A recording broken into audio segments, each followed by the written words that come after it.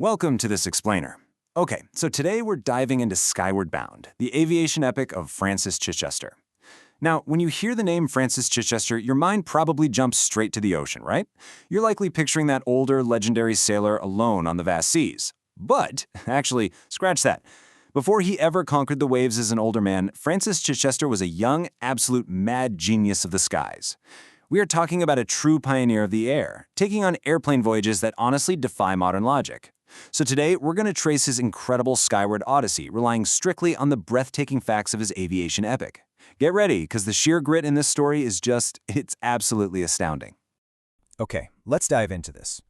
To truly appreciate the stakes of Chichester's journey, we kind of have to think about modern navigation. I mean, if you're a maritime student or a pilot today, what do you rely on? You've got GPS, electronic chart display and information systems, ECDS, digital passage planning, and these incredibly precise loading computers. It's basically push-button perfection. Now, let's contrast that with Chichester's reality back in the late 1920s and early 30s.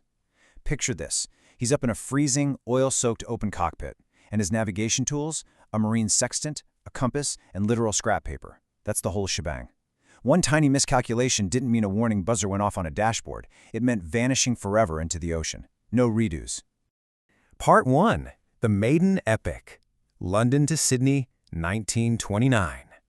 So in 1929, at just 28 years old and fresh out of flight school at Brooklands in England, Chichester decided, you know what? He didn't want to fly simple, predictable routes. Nope. Instead, he bought a tiny wooden canvas DH-60 Gypsy Moth biplane, took off from Croydon, England, and audaciously pointed his nose straight toward Australia.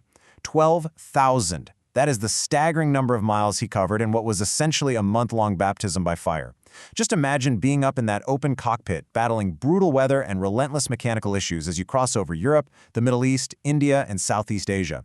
When he finally touched down in Sydney in early 1930, he became only the second person in history to fly solo from England to Australia.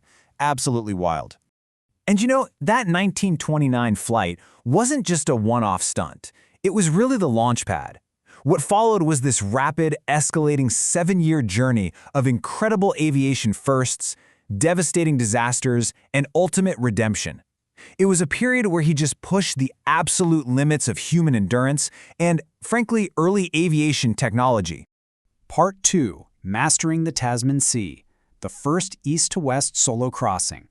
And this brilliantly illustrates his sheer ingenuity. By 1931, Chichester decided to attempt a solo crossing from New Zealand to Australia.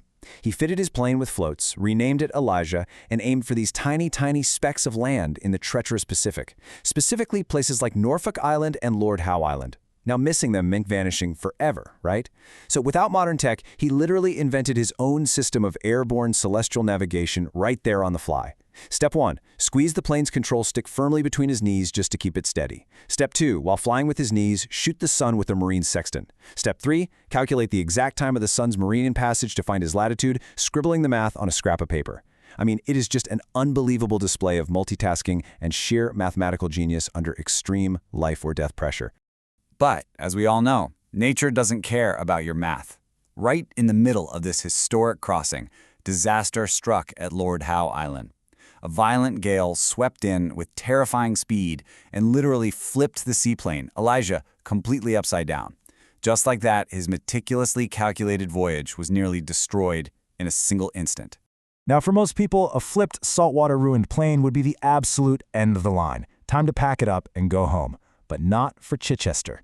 He spent 9 exhausting, grueling weeks working side by side with the island locals. They completely rebuilt the ruined engine. They rebuilt the wings. He simply refused to quit, and after those 9 weeks, he took off again and successfully finished the Tasman Sea crossing.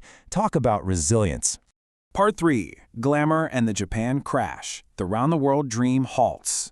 So by July of 1931, Chichester was aiming for the ultimate prize, a solo flight around the world via the Pacific. Flying north from Australia, his route brought him straight into the beautiful tropical skies of the Philippine archipelago. And when he landed his float plane in places like Manila and Iloilo, the atmosphere changed entirely. The contrast here is just stunning. By day, he's surviving an oil-soaked, freezing open cockpit. But by night, he's treated like international royalty. attending these grand social balls and dancing with aristocratic Filipinas elegantly dressed in traditional, conservative Maria Clara gowns. It was this incredible moment of sheer glamour, dropped right in the middle of a rugged, highly dangerous expedition. But man, that glamour was brutally short-lived. Shortly after arriving in Katsura, Japan, tragedy struck. While attempting to take off from the harbor, Elijah snagged on some hidden overhead telegraph and power cables. The biplane was whipped violently straight into the sea. Chichester was pulled from the mangled wreckage with a shattered body. We are talking dozens of broken bones and severe internal injuries. In an instant, that round-the-world dream was just completely grounded. Part 4. The final aviation voyage, Sydney to London.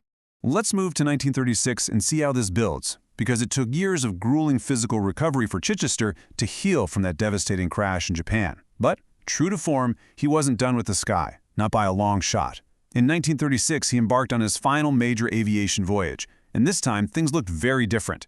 He finally traded that freezing open-air gypsy moth for a fully enclosed de Havilland puss moth. And for the first time in his major epic flights, he wasn't flying alone. He flew with a companion named Frank Herrick, fundamentally shifting the dynamic from a lonely battle for survival to a shared adventure.